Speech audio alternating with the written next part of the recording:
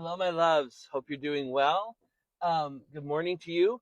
I wanted to talk about something that is a pretty big part of my life and why it's helpful and important. So, just to be clear, this is not a religious post. I'm going to talk about something I do as a religious practice, but it is not a religious post. And it's easily taken into any context, okay? So, you don't have to be religious um, to hear this or do what I'm going to suggest.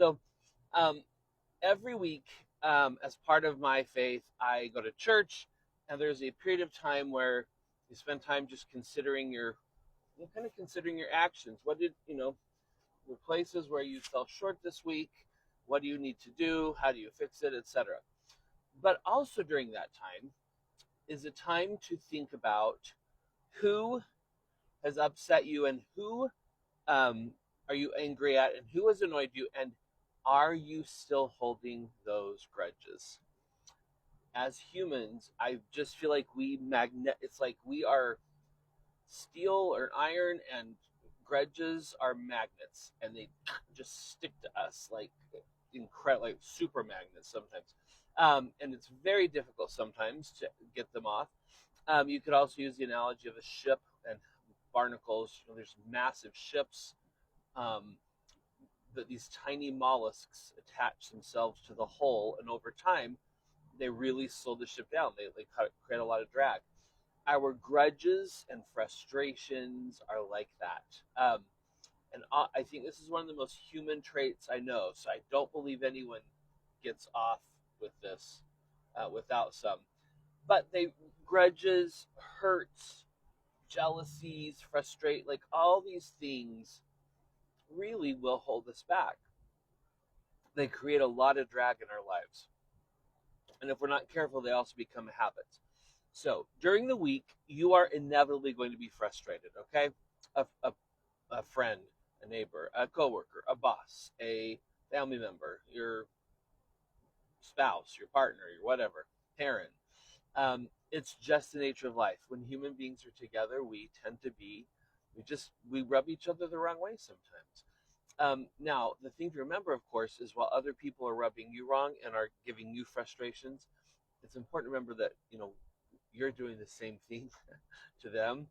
I may be frustrated with someone, but they may be frustrated with me too. And so it's important, we understand that just because our grudges, our bad feelings are strong, doesn't make them true or real. They're certainly generally not useful. Um, there is about as much use in holding on to a grudge or hurt or frustration as like if you have you know, if you have a little scab and you just keep picking at it, or a little sore and you just keep kind of going at it. Like literally, that's what holding on to that grudge is, or again, frustration or hurt or jealousy or whatever. I've heard it compared to hugging a porcupine, and sometimes we hug that thing tighter and tighter. Having some time every week, this is what I want to tell you, this is what I really learned that's helped me. Having time every week to try to let go of those things is a huge help. It is a massive help for being happy, for getting rid of those things, because they cause drag on your soul, on your mind, on your heart, spirit, whatever, psyche, energy, however you want to conceptualize that. And the thing is often we feel like somehow if we let it go, we are giving in, or we're being weak, or we're letting them off the hook or something like that.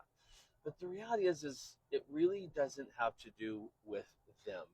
Letting go of our grudges, our little fights and conflicts, our resentments, it isn't really about the other person. All right, it's just about us not carrying it anymore. It's about not letting it hurt us anymore. This can be hard, all right? It's not easy to do this. I do this every week, and sometimes I really struggle with it. And sometimes it's easy, but it's not always easy. Sometimes it's really hard. Oftentimes, I've found is sometimes the times it's hardest is about one of the smallest, pettiest things.